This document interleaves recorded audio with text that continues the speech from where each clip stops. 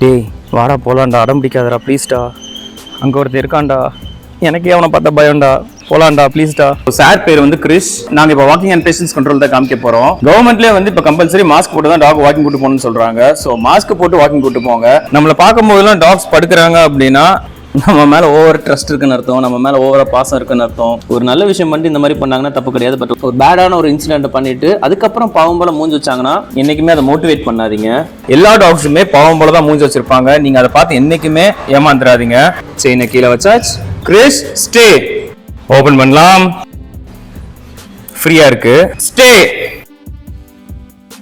Sir என் கமெண்ட்க்கு தான் wait பண்றாரு. Side ஃப்ரீயா இருக்கு.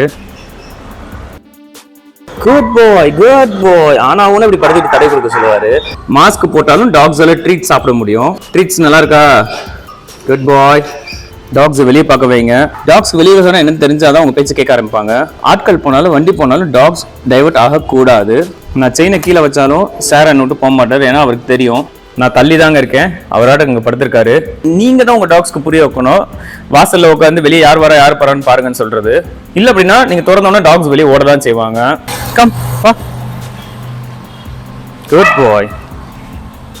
கம். வெளியெல்லாம் கூட்டு போனீங்கன்னா டாக்ஸை ஸ்மெல் பண்ண விடுங்க.